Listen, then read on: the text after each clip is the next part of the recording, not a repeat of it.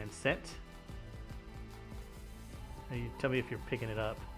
There it is. We are now live. All right, awesome.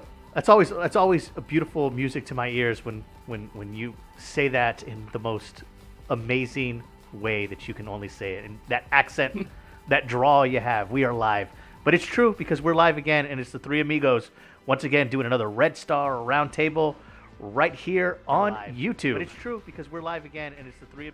Oh, so we're having a little bit of technical difficulties. I had my volume on while I watched the stream up. But yeah, introduce yourselves, boys. Mr. Josh, you go right ahead, sir. How's it going, everybody? This is Josh here. Just one of the guys who likes to play some tabletop, man. One of our Red Star guys. I'm one of the newer guys. I haven't been around as long as Mike or Will has, but definitely still into it. Yeah, absolutely. And man. Well, just yeah, it's kind of like having a good week and getting things rolling, man. Yeah, our little brainchild, and we wanted us three friends to be able to do something on YouTube. And we started kind of this Red Star Roundtable on Facebook and stream live there, but then we wanted to have like a way to be able to archive it. So we're doing it now here on YouTube so that way it's automatically archived. Anybody can watch it whenever they want, and we can still kind of share that within our group as well. But Will, why don't you introduce yourself to these fine people that all on the potential audience of almost 6 billion people? My name is William, or Will. I'm the resident hillbilly here for Red Star Gaming in San Antonio. And I am Mike. I am the Red Star Gaming resident Antonio Banderas impersonator. See, I gotta get a better intro, man. I don't have anything And he does like that. a damn good job. I've been using that. I've been using that forever. See, I tell people when they ask me, I describe myself, I say I look like a hillbilly version of Charlie Manson, and it just doesn't have the same ring to it, man. It's not as romantic, although that is kind of true, like just aesthetics-wise, not, personality or murderous intentions, but I can kind of see it. See, me aesthetically, I'm kind of the San Antonio Joe Dirt. That's kind of what I look like. There's San Antonio Joe Dirt. You don't have that mullet, though. It's damn near close. What we wanted to do today is take a step back. We had our awesome Females Perspective episode for the last time we did a Red Star Roundup, which was episode 1. And then after the show, because we were so excited to bring that episode to everyone, but then after the show, we're like, we should probably do introduce who is that we are, who it is that Red Star Gaming is, where we're from, because before we did it on the Facebook group, and everybody that's within our community here in kind of San Antonio, Austin, South Texas knows about us. But here on YouTube, we're just, small fish in just a massive sea. So we're going to take a step back. We want to introduce ourselves, who it is that we are, kind of our philosophy behind Red Star Gaming, stuff like that, and do a show dedicated just to that, which is what we are doing today. But we do have some awesome things that the three of us have been doing this week. Will, I know that I saw some of your posts on Red Star that you made a little trip to Grapevine, to the Citadel, right? Yeah, we did the pilgrimage, and now that my son and his best friend are getting into the hobby, I wanted to take them up there to the Citadel, and they got to go up there and break the bank and spend a whole bunch of money, and got to see some of the pretty cool painted models and tables and stuff. And it was a cool experience, and I hope that it's something that definitely keeps driving them and kind of gets them excited about the hobby. Now, describe it. I've never been. Because I know they have. Neither have I. Yeah, the main store, obviously, in England, which we've all seen photos of in the dioramas and Bugman's Bar. They got the studios kind of like share some space in there, play areas, and we've all seen those awesome photos and been jealous. But I remember a couple years ago when they announced, hey, we're going to have kind of like the first one here in the States, and it's going to be in freaking Texas. Everybody was so jacked about it, but I've never made the pilgrimage myself. So is it big? Like what do they have? Well, it's no Warhammer World over in England for sure. It's like a local your favorite local gaming store, just a little bit bigger, and they have a bunch of the Forge World models on display, and some of the things that we can't buy locally without having special order, like the Forge World stuff, they have a lot of that in stock. Unfortunately, COVID's kind of made things a little bit harder for them to have the displays and stuff like that. And so, like, for instance, they only had about a third of the tables that they had the last time I went, because this is my second trip. But they have to adhere to social distancing guidelines and things like that, and obviously they don't have as many of the displays as they did the last time, because people come up and touch them and things like that, and they have to try to mitigate as much as that they can to be safe and keep their patrons safe and healthy. But it like I said, it's a neat experience, and the kids got to see all the statues of the Space Marines and take pictures of them, and they got like replica chain swords and striking scorpion helmets and stuff like that, and they're That's awesome. And then they have a lot of things that you can't get locally, like coffee mugs, or I have a big thing for tumblers, and they have a bunch of those there, and and then I got a bunch of Necromunda stuff, and I also was able to get the Space Marine Series 3, the Heroes. Yeah. The Death Guard that was only available over in Japan for the longest time. I was able to get a sealed box of those, so I have all of the 5 or 6 Marines or whatever that came in there for my Death Guard. Heck yeah, with the unique poses and everything. Oh yeah, it's cool. Plus all the I like to say it's a bunch of unique Nurglings with Death Guard Plague Marines attached. Right? They got a Forge World Forge World store in there? Yeah, they have a small section of Forge World that they keep there, and we were able to pick up some of the Forge World Necromunda mercenaries and shoulder pads and helmets and things like that. They also, you can even get like a Sicarian or a Spartan. The kids got to see a Thunderhawk and some of the big Titans. It was the first time they actually got to see those, so that was pretty cool. Hell yeah. Any hobbying, you guys? Did you guys were able to? Well, I know Josh is still kind of down a hand, and I've got a positive note on that right now. Yeah. I went out, and actually for my birthday, my good buddy Big Ev, he got me a pair of the GW clippers. And those things are so smooth, even with the lack of strength in my hand, I've actually been able to cut some stuff off of sprues and start cleaning some stuff up. So I'm making some progress, man, week by week. Heck yeah. I started doing some of the Necromunda, my Van Sar gang, that's been sitting boxed in plastic for the longest time. And I'm like, well, let's get this going. As well as so I bought some Deathcore infantry, right? And I had some chimeras from my Catachin that I never used. So I was like, well, I'm going to turn these into some Storm Chimera. So I literally ripped the heavy bolter turrets off of them in order to convert some autocannon ones. And then as soon as I do that, the Forge World book just came out, and that particular Chimera, the Chimera Storm, or the Storm Chimera, I should say, got legend. I'm like, damn it! But what they did do, though, with Deathcore is that they gave him access to everything that Astra Militarum has, right? So I could just use a regular Chimera and then throw some Kriegers in it. So then I'm trying to put back, but I thoroughly did such a bad job of breaking it because I used plastic glue that it was unsalvageable. So I had to eBay 2 new Chimera turrets, and now I'm back in business. But they were about $14 each for just the turrets with all the options. But back in business, painted those up, fixed those up, and so now I have 2 regular Chimeras, painted them the colors that I want my Deathcore. Now I'm just waiting for my infantry to show up, and then I can start those guys. But you know what? One of the things that somebody had told me a while back, and if you're listening and you're just getting into Warhammer, I thought this is a pretty relevant advice, is if you're buying an army, normally people point stuff, it would behoove you to point stuff out before you buy, so that you're not just buying all sorts of things that you could buy and that you know that you're going to have a battalion or a detachment, you know what I mean, ready to go so that you can play. And everybody wants to buy the vehicles, the tanks, the big fighting robots, and those are awesome. But start with the infantry. I did all 6. I did 6 infantry squads, 2 command squads. I threw down some cash to get all the infantry that I want. And I did that for my Catachins, and then I did that for the Kriegers after doing some kind of side work. I do logos and stuff on the side. So now that I've done with that, and once I get them hobbied up, now I can buy all the toys, the sexy toys, and it's just icing on the cake. I think that's great advice. It's always Yeah. starting with a core and then building and expanding out from there. That way you have a clear roadmap of the direction that your army's going to go to.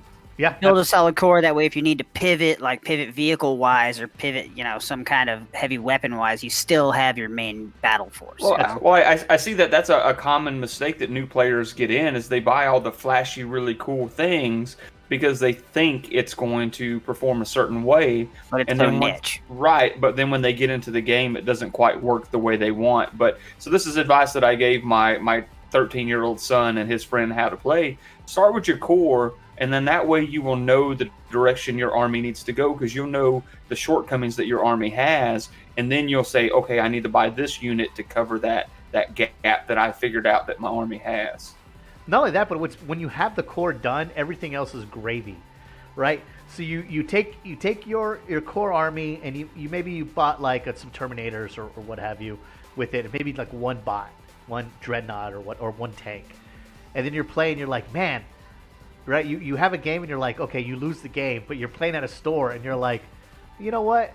Just the addition of this one thing that happens to be on the shelf right there would have swung the battle, and now you're in a position to go, yeah, I'm gonna go grab that, and I don't, you don't need to get the stuff to fill out your army.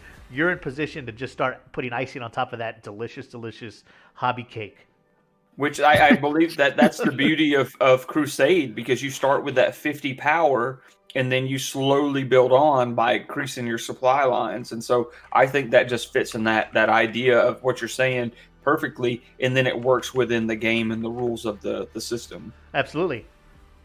So if you are about to buy into a new faction, just get like whatever your bog standard troop choice is.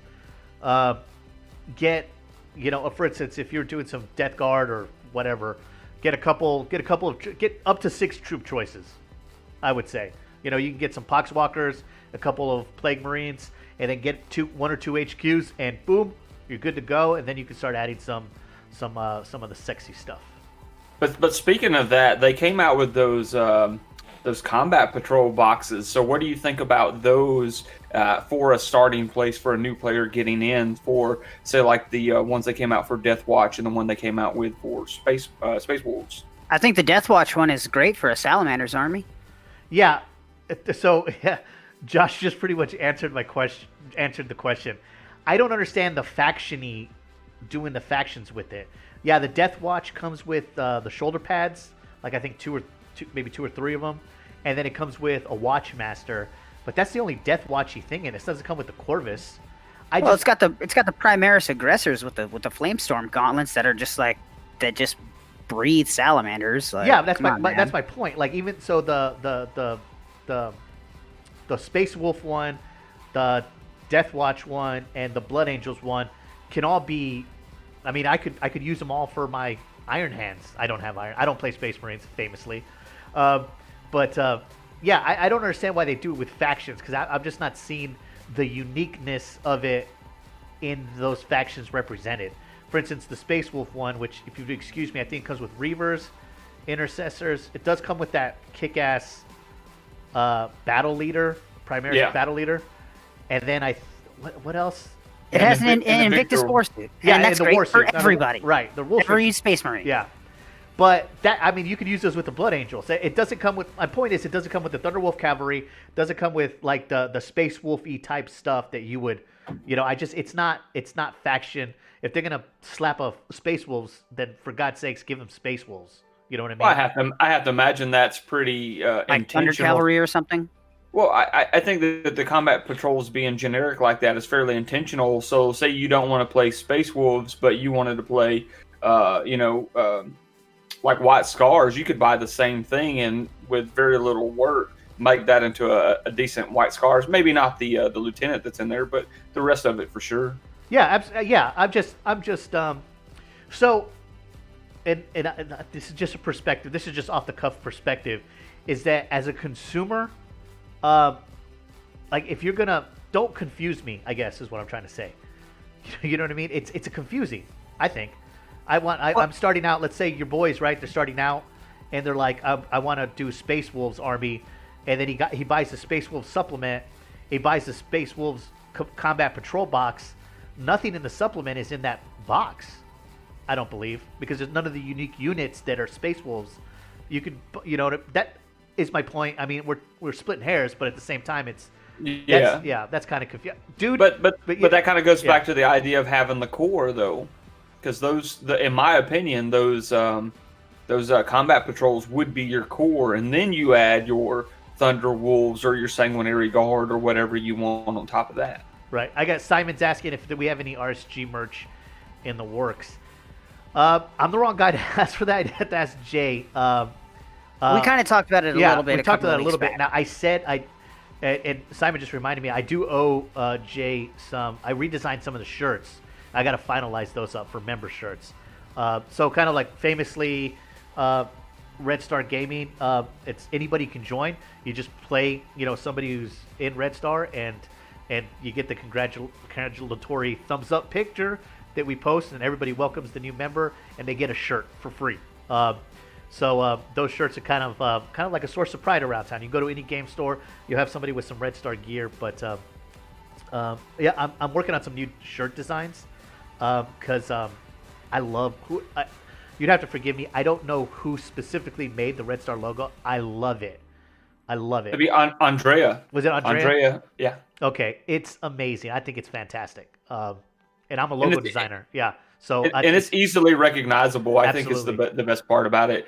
So we are trying to work on some shirts, but the biggest things about the shirts is that the shirts are given out at no cost to the new members, but somebody has to pay for them, and because of COVID, we have not been able to get out and do anything to earn money. Like the Alamo was not as big as it typically is, and things like that. So hopefully we will be able to do that. But most of the shirt orders are paid out of pocket by some of the founding members and the more involved members. So hopefully we'll have some orders put in soon for dice, and because we do our custom dice, and for the shirts, because I, for one, I'm getting too fat to fit my old shirts from when I first joined. Right. So I need some new ones. We got a couple quarantine layers on me, so I'm going to need a little bit of a bigger shirt, or I'm going to need to go out and run. So I think I'm just going to end up getting a bigger shirt. I hear that. Hey, real quick, guys. Yeah. I wanted to touch on, we were talking about new things out on shelves. We were talking about the Death Watch box and the Space Wolves box and their Codex supplements that are out on shelves now. What is you guys' thoughts on the new Blood Bowl box coming out? Bro, I'm so unbelievably excited about the Blood Bowl box. I'm about to say something that might be wrong, but is the value that you get from buying this box? I'm trying to think of something that comes close. Maybe the last with the Necrons versus the Indom box. Indom box. I don't know if people did that individually, but there's a massive value with the Blood Bowl Season 2 box. 2 teams, 2 bigs with those teams, 2 star players, 2 sets of dice, a freaking pitch, the $50 rule book. It's over $220, I think. And then the second season box set is going for $140. That's amazing. And even if it was if they sold it at cost, I'd still buy it because I love Blood Bowl, and this next season is going to be great. You know what I'm excited for? That's the streamlining of the rules, and is going to be great for new players. Because I remember me and my wife gave her kind of like a session, and then how to play and how to what do you need to roll? You got to use like the rule of 7. If they're like AG4, you need a 3 up. But in order to attempt something, you have to add 1. It's overly complicated. Yeah, the people that are used to Blood Bowl are used to it.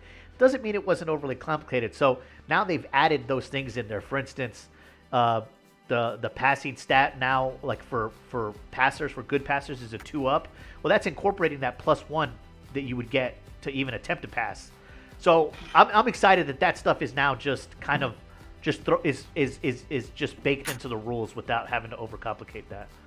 Well, I think they went the route the same way they did with like 8th edition, just to make it a little bit easier and to lower the barrier for the new players coming in. Right. And that's always a good thing because we want to make sure that we're constantly getting that steady stream of new players in and into the game. And if it makes it easier to teach my kid how to play or my buddies how to play, and then they get to enjoy these games with me, then all the better. Yeah, absolutely. And make no mistake, this is completely subjective, but Blood Bowl is the most fun game that Games Workshop has ever made.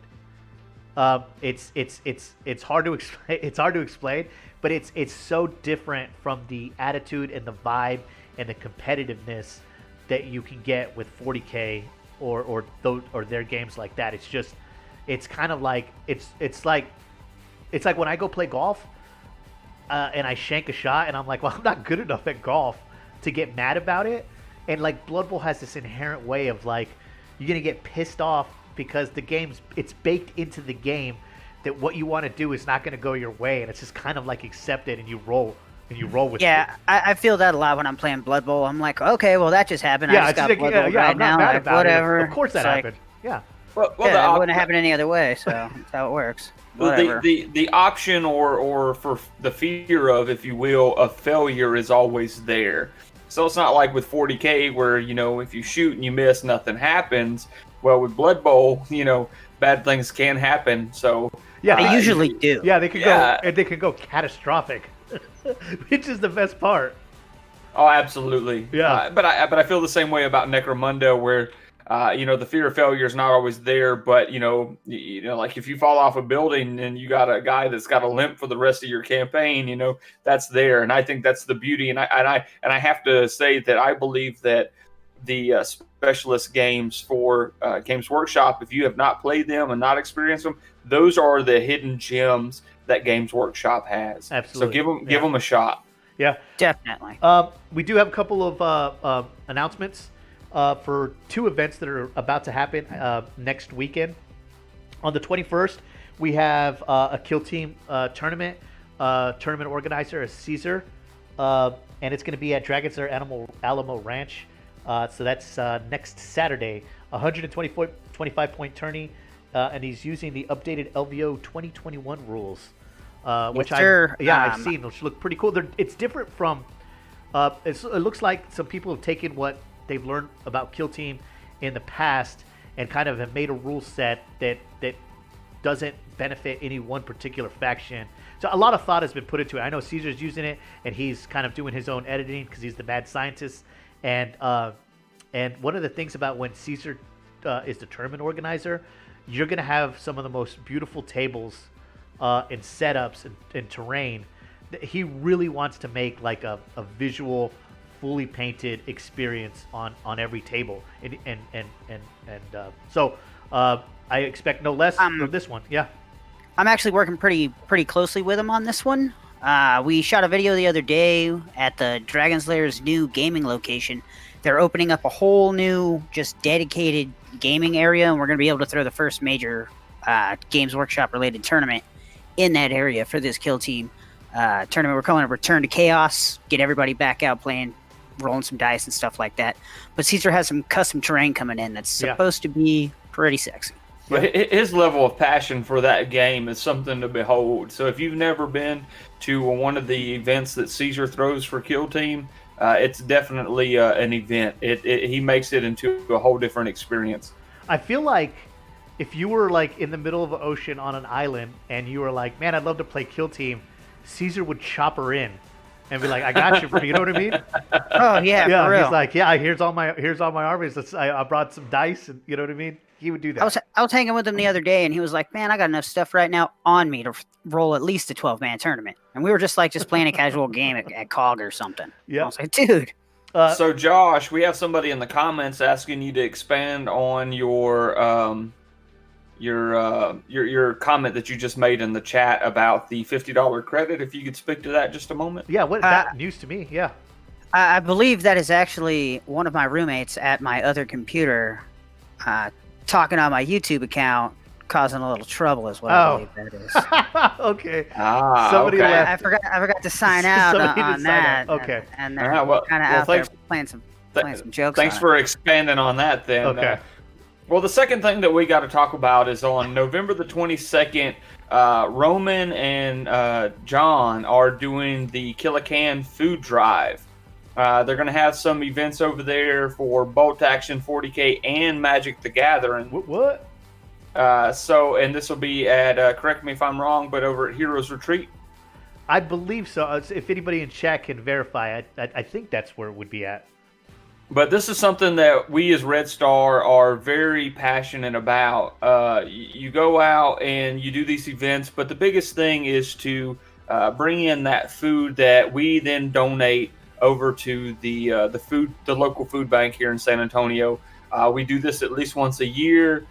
John is usually our organizer as of late, and we want to give back to our community as much as we can, and really try to help out. And if that just means we come up and donate some food, then all the better.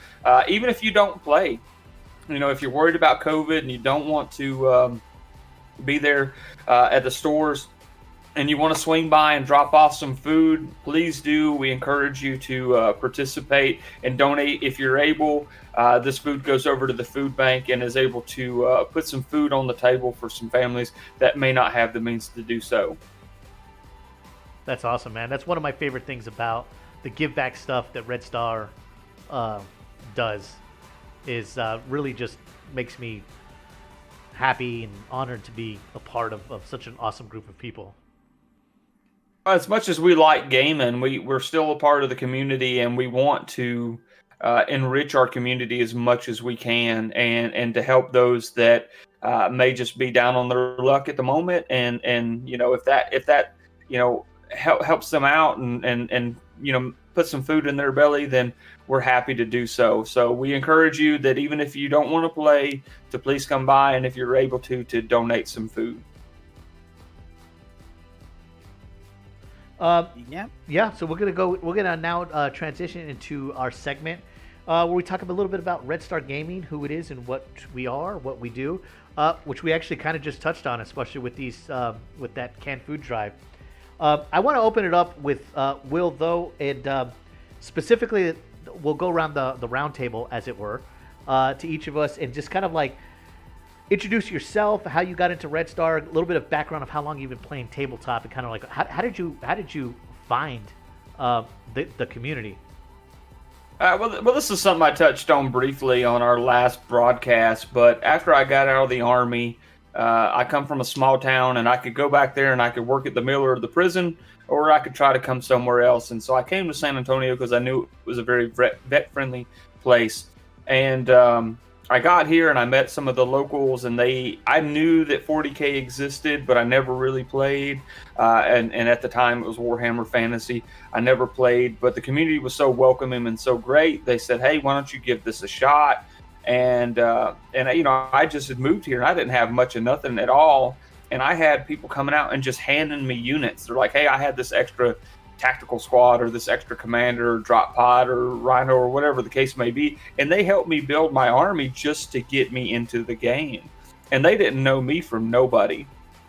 And so that's how I really got into the 40K hobby. And it provided me an opportunity to get out and meet people and explore the city and things like that. And I've been playing it ever since, and that was some almost 15 years ago. And my background was always in Dungeons and Dragons, because that's what I played, back in my small town growing up, and even in the Army. So I got a little bit of background on RPGs and tabletops, and was able to meet some of the best friends I've had in my life. Some of the guys that helped me back when I first got introduced, like Anthony, has been my best friend for almost 15 years. And they've been with me through thick and thin, and been to my weddings, and they come to my house for Thanksgiving. My wife. Weddings. Would you care to elaborate? No, wedding. just the one. Well, this time. But 40K and Warhammer Fantasy, and now Age of Sigmar, Necromunda, stuff like that, has introduced me to some of the finest people that I have genuinely ever met in my life. They're some of the greatest people, and I have enjoyed it immensely. I do a lot of community things. I help organize some of these, like the food drives and things like that, or like when Hurricane Harvey came through Houston, helped out with that. And now I try to be the guy that helped me get into it, where more often than not, I'll give away units to especially young folks that may not be able to afford the hobby, just to get them in and get them rolling dice and playing games. Right. So, as far as Red Star specific, did you meet a member how did that come about? Well, like Jay, I've known Jay since I first moved to San Antonio, and he's the one that really brought me into the Red Star club, because before it was just me and the few guys that I played with locally. But I knew Jay and I knew Pete and some of the other guys for a long time. And, as much as I was active in the community, they say, hey, well, basically, why don't you bring them efforts over here to Red Star and be part of this? And it wasn't long until they brought me into the quote unquote inner circle, if you will, if you're familiar with 40K lore, and helping organize events and run community events and run campaigns and tournaments, and get me into Blood Bowl and help me assist with stuff like that. And it's been a great experience, and it's been one of the biggest pleasures of my life is being part of this club, Red Star specifically, not just Warhammer, but Red Star specifically. Right. Yeah, absolutely. Josh, what about you, my man?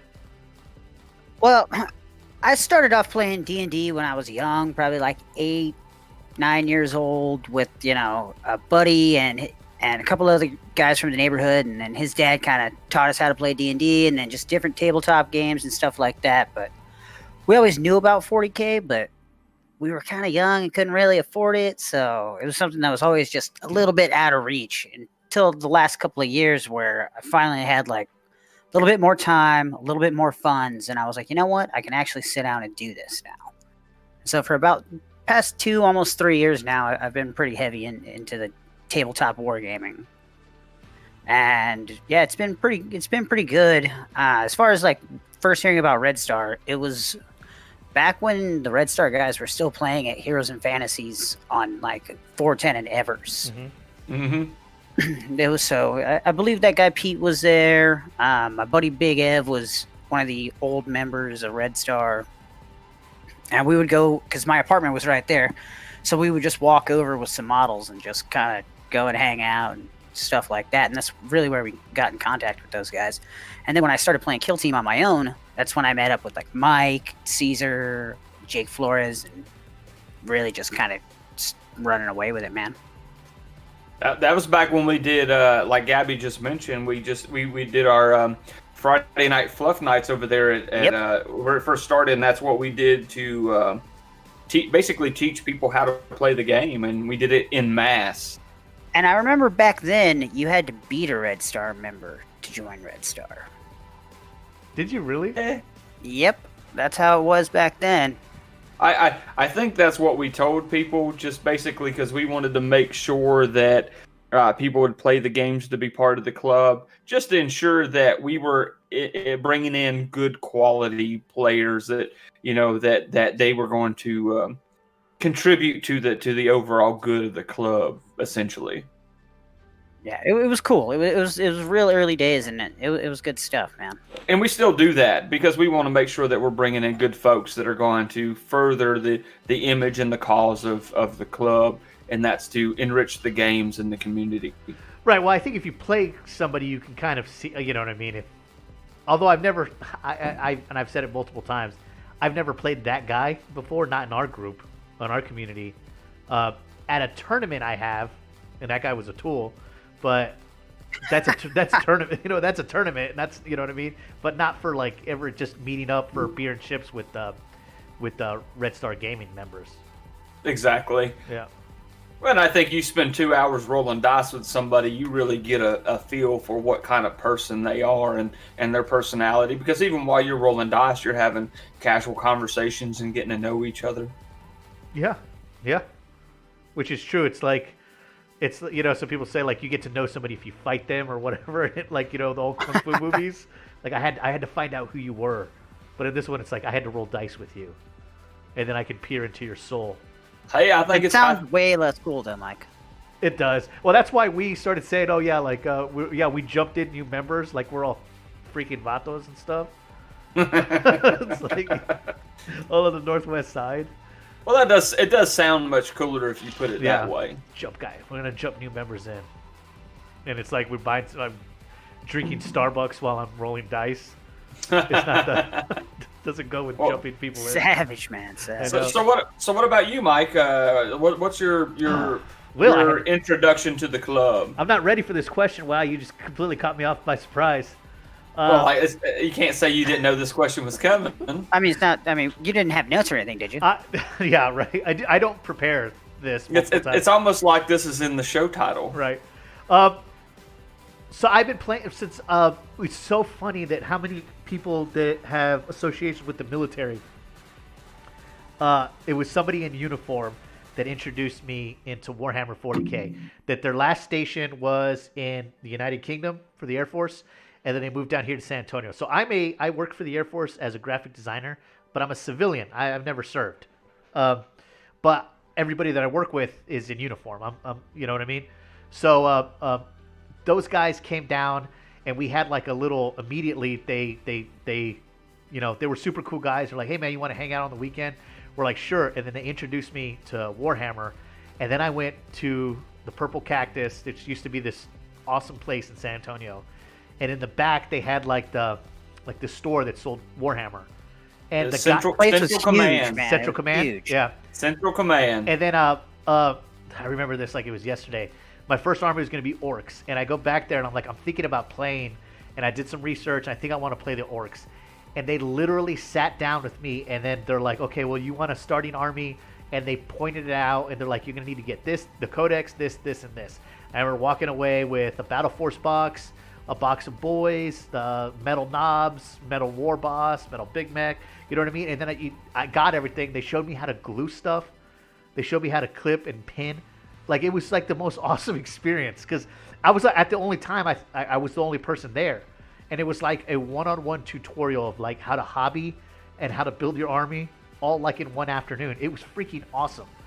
And then, so I started playing that, and then I like everybody else, you get Army Altitis. And then I built this Astra Militarum. And then I started playing at a store off Marbach when Alien Worlds was on its own store and not connected to the movie theater. And that's when I met some of like Simon. Played Simon quite a few times back then. This was around 2006, and some other people that were in Red Star, but I didn't know about the group at that time. Once the guys that I played with mostly, that they moved on to their next duty stations, I stopped playing because I didn't have anybody else, and I was too shy to make friends with other people. 8th edition comes out. Now I'm the guy introducing people to Warhammer that I work with, and then we pick the hobby back up. I rebuy Army because I had sold everything because I hadn't touched it in so long. And that's when I met this dude, Alfredo Gomez, while I'm rebuying some stuff at Alien Worlds. He's like, you should join our group. He's like, let me see, have your Facebook. And he invites me to the group. And then I just kind of watched for a while, like just like these people talking about it, people posting hobby. And I'm like, all right, well, I'm going to, a store opened up near where I lived, the Dragon's Lair Alamo Ranch. And then I was like, I'm going to start going there and playing some of my friends that I just introduced to the game. We played, and then the store owner was like, dude, give me your number. If there is anybody else that wants to play, I can reach out. You know what I mean? And then I can like hook you guys up. And that's how I met like Andy and a couple of other people. And then it just rolled from there. And then the first morning vol that I did was what got me out of my. So here at Red Star. What's morning vol, Mike? Yeah, thank you. I'll say, here at Red Star we have this event called the Morning Vol, and basically it encourages you to play at different stores, 40K, AOS, and stuff. And they you pay an entry fee, you go play a game, you get your tickets, and then there's a drawing, and then you could win prizes and stuff. So well, it's not just playing though. It's hobbying, and all that stuff. Yeah, playing new people that you've never played before, things like that. Yeah, basically it's made to encourage you to do new things. Yeah, build those models that you haven't finished building. Go out and play people that you've never met before, and it totally worked. So I go to a new store that I'd never been for. I was kind of a shy guy that I didn't want to play other people, but the experience was fantastic. And I remember I met Will because I even went over to introduce myself to you because I was like, because I always saw you on the Facebook group. I was like, hey man, I'm Mike. You're like, hey man, what's up? And it was so cool.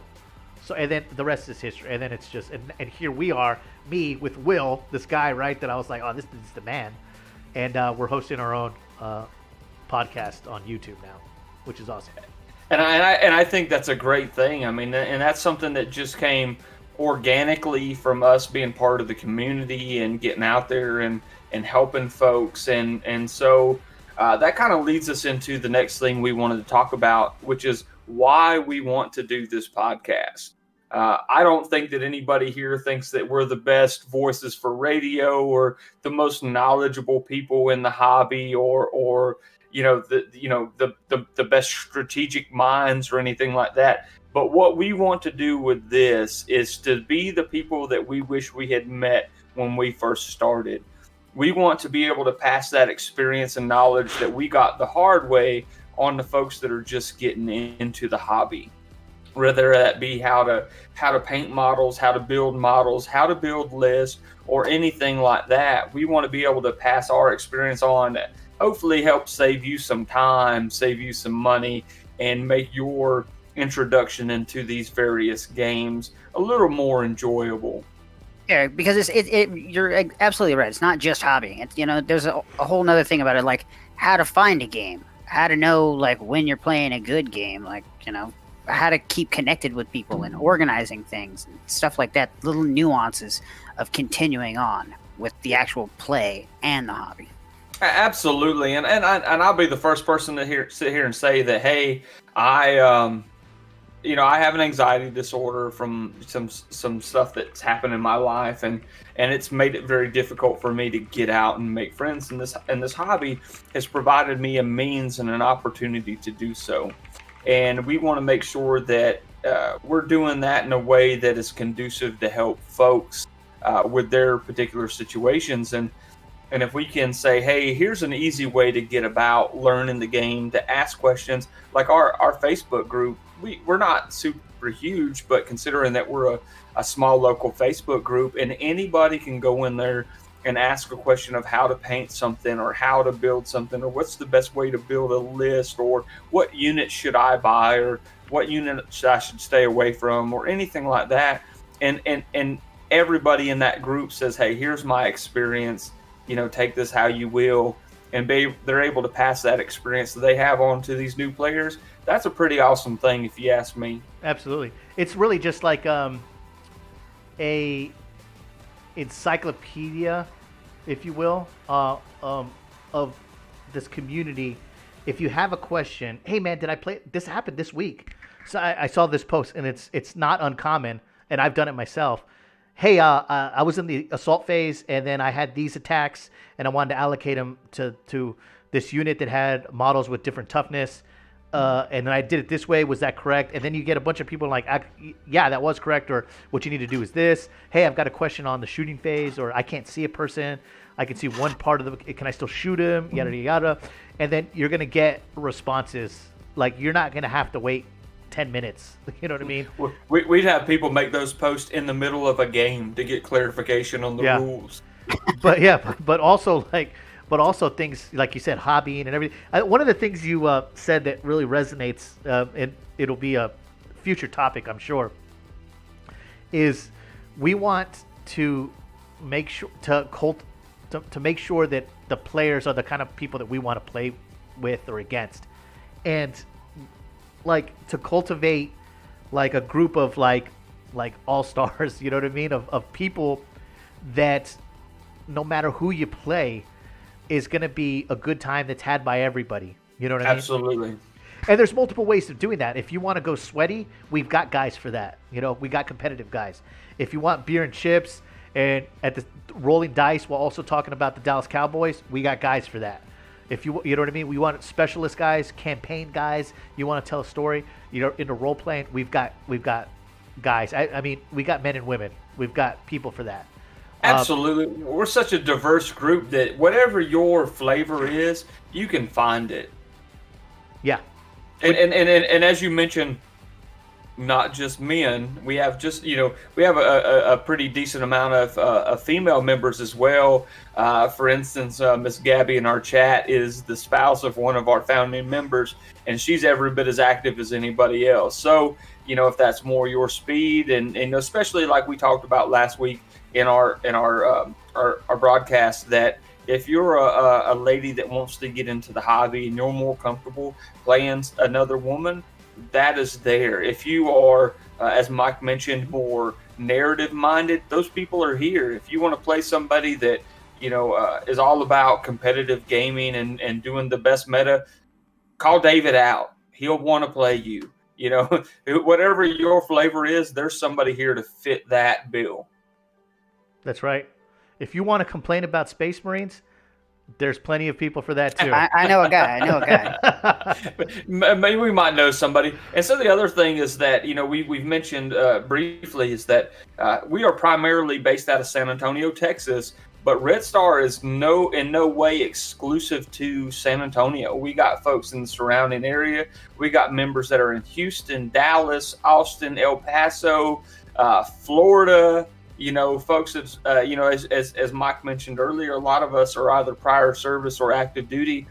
And, once their enlistment is up and they PCS on to somewhere else, they're still members just as much as anybody else. Right. And they may be abroad and they may come back. So hopefully they will, but they're still every bit as members. So we're a very diverse group of folks. That's right. All walks of life. And, yeah. It's great. And if you're listening to this on YouTube and you're not ready, you just stumbled across this. We also want to do with this YouTube channel is to give like some hobby tips.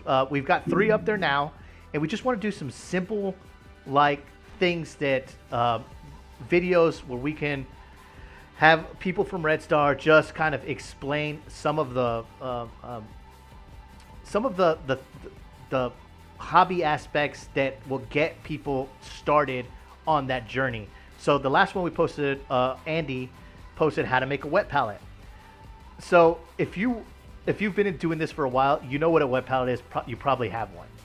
But I remember when I was starting out and I didn't even know how to thin my paints, much less what a wet palette was. Tips that I found on YouTube were so instrumental. And specifically when I learned how to use a wet palette, and I'm by no means a great painter, but my painting, there was never a time where it jumped in quality as high as it did from not using a wet palette to using a wet palette. Now, I mean, I'm not going to win any awards for best painted, but it's still like just the fact that because when you're using a wet palette, your paint's going to be thinned down. It'll go on better. It's so great. So we still will want to elicit. We still want to elicit people to submit their videos, and then what you do is you just create a video. Make it short. Doesn't need an intro. Doesn't need any. Just start it. Hey, Red Star. Here's what I'm going to show you, and then end it. We don't need any post production or anything like that. You contact Will, myself, or Josh on the Face group page. We can give you a link probably to our Gmail. You'll probably just throw it up on Google Drive. We'll pull it down, and then we'll check it out, pull it down, and then we'll put it up there. We're not too picky. We're not looking for any hardcore produced things. Just cell phone, and you're good to go. But as long as it's helpful. Yeah, as long as it's helpful. Absolutely. I think you hit the nail on the head that if you are tuning in, or you might tune in the future, this is not going to be an overproduced thing. Mike and Josh and I are as real and as raw as it's going to be. And our videos from our members are going to be the same thing. So the biggest thing is that we say that, if there was a tip that when you first got into the hobby that you wish you had known, make that video. Give us a 5-minute video, talk about it, and pass that knowledge along. We'll get it posted up. This is not the Josh, Mike, and Will show. This is a Red Star thing. This is a collective, and anybody that wants to be part of it, whether it be on our roundtable discussions or our videos, we encourage everybody to take part. That's right. That's right. One of the things that we wanted to make sure and communicate clearly is that when we started doing the streaming, that, like you said, this isn't our thing; it's our thing. Which is one of the things I love about being able to what a world we live in now. That we're doing this, but I'm also at the same time I'm reading chat, and then interacting in chat while it's going. So it's like everybody's involved. It's awesome. And this new platform is so great because you can watch the old ones, tomorrow while you're painting. It's just it's freaking free. So we take so many things for granted with this YouTube. All you had to do was sign up for an email, and here we are. We're off and racing. It's great stuff, man. And I think that having switched over to this YouTube, where we may have done it slightly backwards, but to be fair, I was so excited to do that last video that I didn't want to wait to do an episode 0. We had folks lined up. We had been talking about that for a while, and I was so excited to do that video. So, yeah, we may have done this a little, backwards, but that's all right. But this is providing us an opportunity to reach people outside of San Antonio. And if you might be in BFE somewhere and you want to get into the hobby, you know how many folks that I read Facebook posts that live in the middle of nowhere and don't have anybody to play with, but they're asking for this type of advice. Advice. That's who we want to be. I moved back home for a couple years when my daddy got sick. And I didn't have the community other than Red Star on Facebook. And it was invaluable to me to have that outlook. And there's a lot of folks that are in areas like that don't have the access to the myriad of players and experience that we have here in San Antonio. So if we can provide that for you wherever you might be, then, hey, solicit us. If you got, questions about videos that you want in the future, let us know. We'll get those videos made. Yeah, that's good. Topics too. Yeah, that's one thing I was going to touch on. Is if anybody wants to give us some show suggestion topics, definitely, if you have some talking points you want to hear about, we can make that kind of stuff happen. Yeah, and that's important because the three of us and a lot of the folks that's in the chat and in the group, many of us have been playing for a long time, and we may have become jaded about some of the topics that you might be curious about. So let us know, and we'll get those videos made. We're always looking for videos in the future for the roundtable and for just the hobby tips. And let us know. We'll get those videos made for sure. Mm-hmm.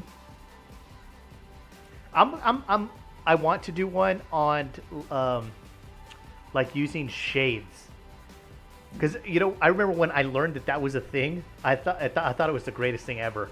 So before, I thought it was magic. I was like, exactly, whoa. exactly right. Because before you're going paint, and like many people, I literally dipped my brush into the pot and then put it on the model after basing the model with spray like a flat black, and I'm like, and there's nothing wrong with that. That's great. I was painting my models, but then I was like, I learned about these shades.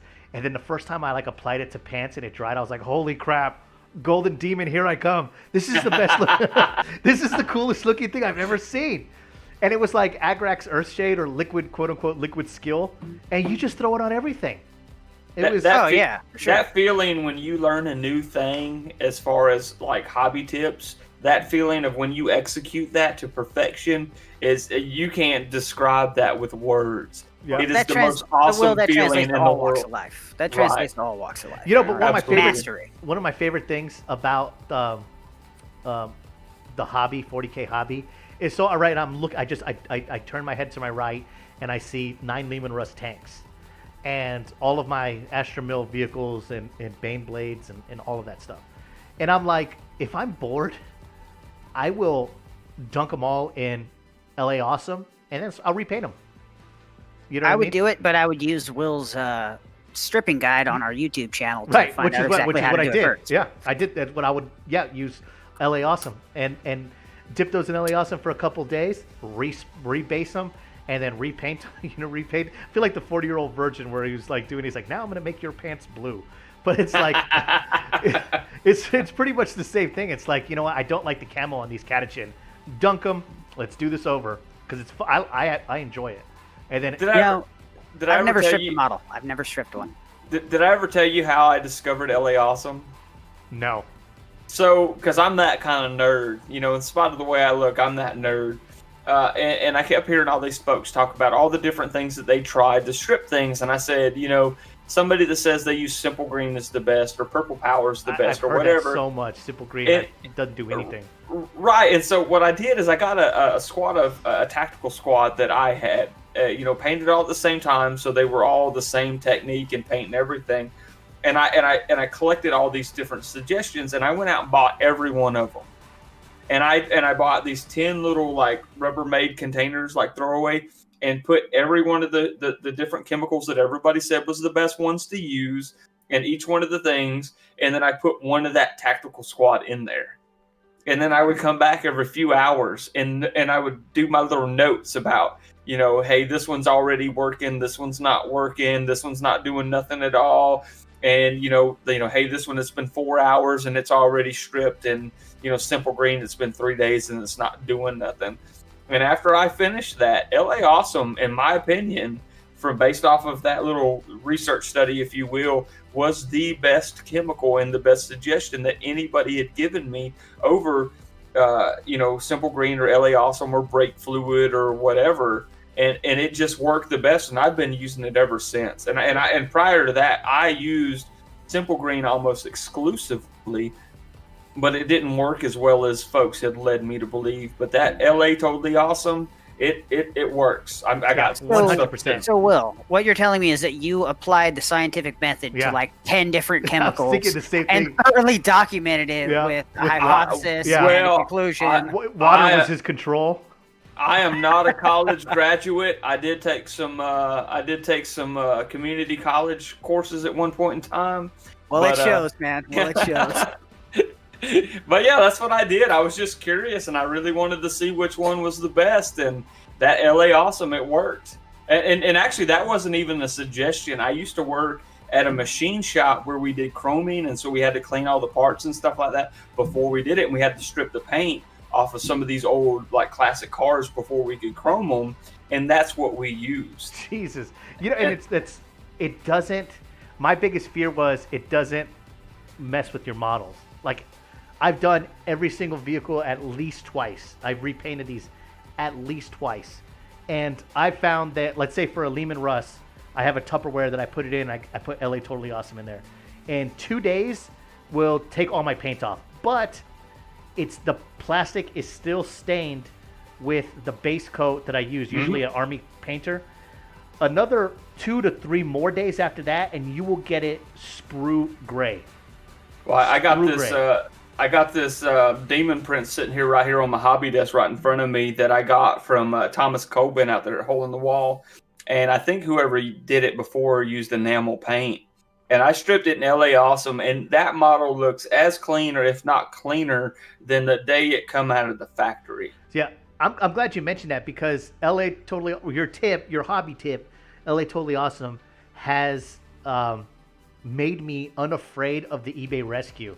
And Hole in the Wall Hobbies, word up to our boy Thomas out in Shirts, has a ton of eBay rescues, right?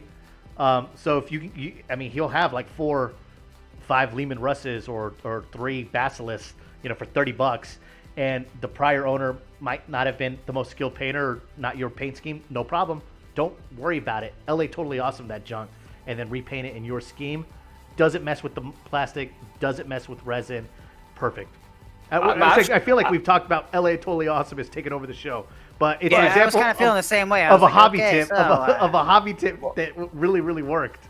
But this is important because just like what we've been talking about all day, is that if you're a new player and you're getting into this hobby, the barrier to entry can be quite significant. It is somewhat of an expensive hobby. And if you want to mitigate the cost and the barrier to get into it by buying used models to save some money, you don't have to be afraid of buying somebody else's models, because you can strip them, save a little bit of money, and then get into the game and get some dice rolling. Absolutely. By using a simple tip, just like with LA Awesome. Another thing, and this is bringing it back to Red Star Gaming, is I remember being I wanted to play and I wanted to put the models together and then I wanted to get them on the table. And I was like, I'll have a gray army forever. Nothing wrong with that. But Red Star really encourages painted models. And they do so in a way that is like motivating and not like punitive, like, oh, you don't have painted, you know what I mean? It's like, hey man, we really encourage you to paint your models, because the first time I do it all, like even not even the first time, even today, let's say I'm gonna go meet up and play Andy, and we're gonna go to Dragon Slayer. I'm usually the first one there, especially with Andy, because Andy doesn't get anywhere on time. He can't be worse than me, dude.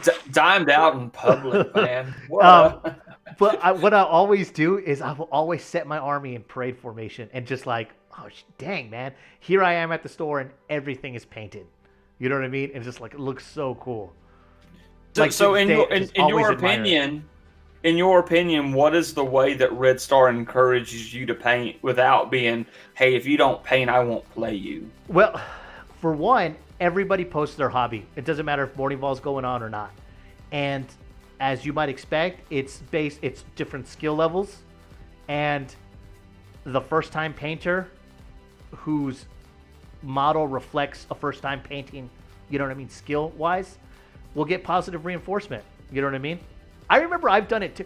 I've seen somebody do something. He said, hey guys, I haven't painted in a long time. And I will actively go, hey buddy, looks fantastic. Keep it up. You know what I mean?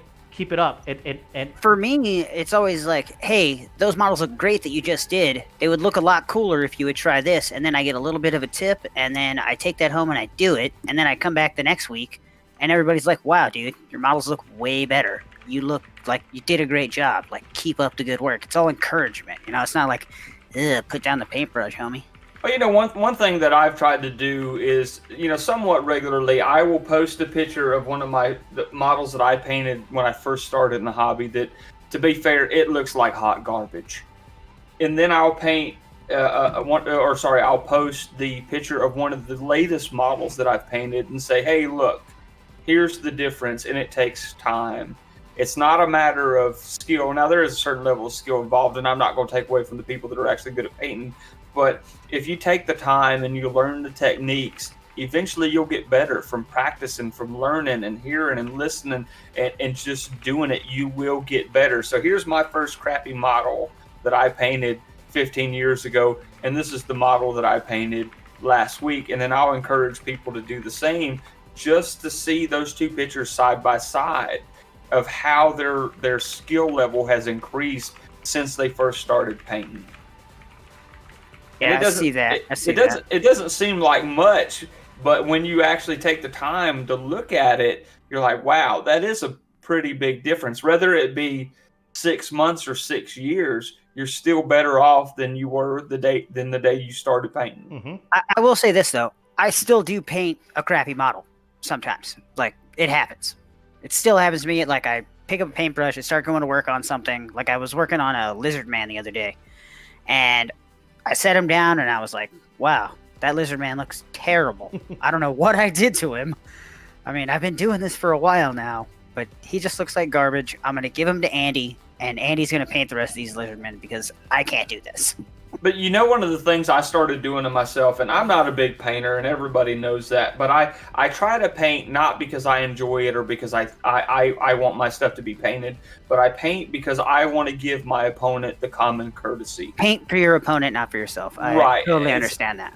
And that's my philosophy. But one of the things I started doing for myself is that when I get halfway through a model, I'll be like, man, this looks like garbage. And I have to resist the urge to strip the paint off of that model. But what I've promised myself and what I started making myself do was I will not discourage myself or come down on my paint jobs or whatever until that model is finished.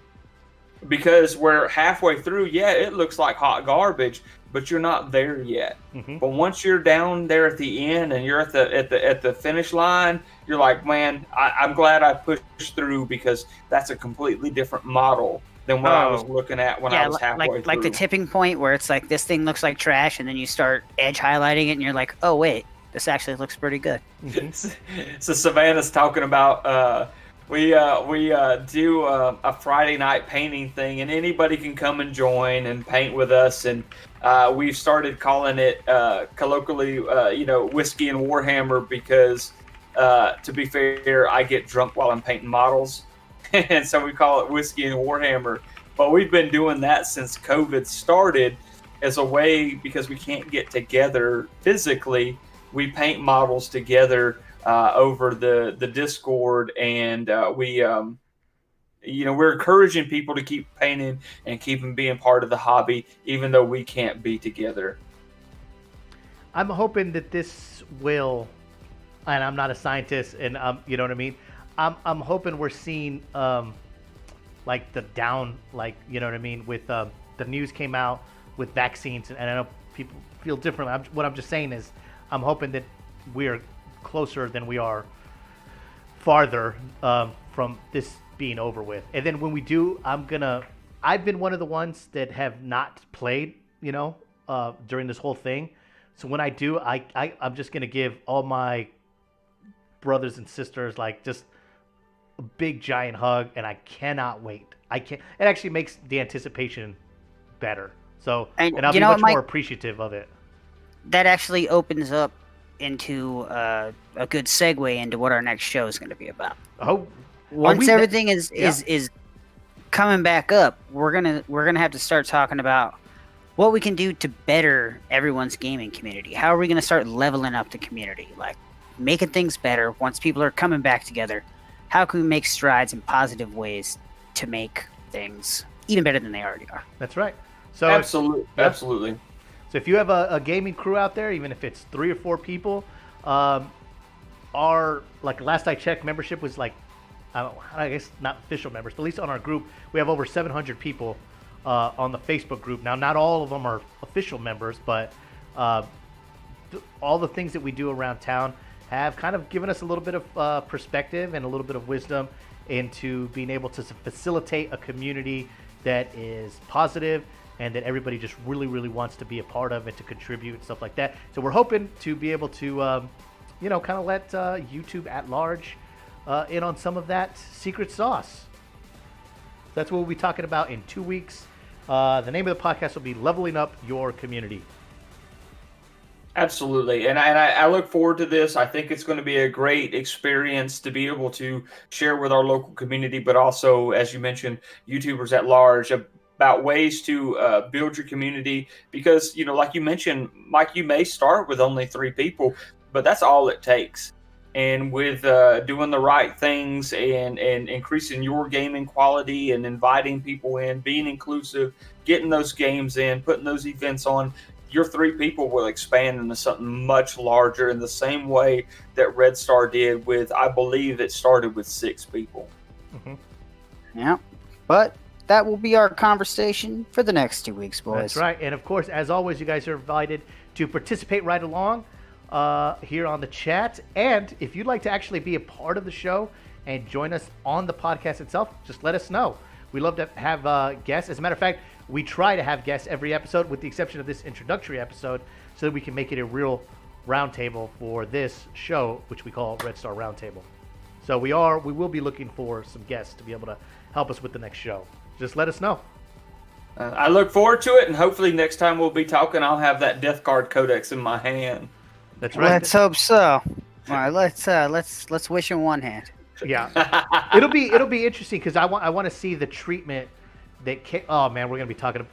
I'm excited to talk. These are the post show, boys. Yeah, I want to see the treatment that the non-Astartes are gonna get, because that'll show us the vector forward for other codexes and stuff. It'll be very telling for sure, but I can honestly say that from everything I've seen in these other codexes, I'm very excited to see what's going to happen with the non-Imperial Astartes codex as far as Crusade. It's going to be exciting. They have that preview coming up on Saturday, so we'll be watching that, and hopefully we'll have. And there Will goes acting like the Necrons codex does not even exist. It that's doesn't, right. Because that's right. well, my son plays Necron, so if I validate that, then that just gives him more wind in the sails. I forgot about that. Thanks, Josh. Basically, this is coming from the guy who wants las guns to be strength 10 minus 10 AP. or nothing, or bust.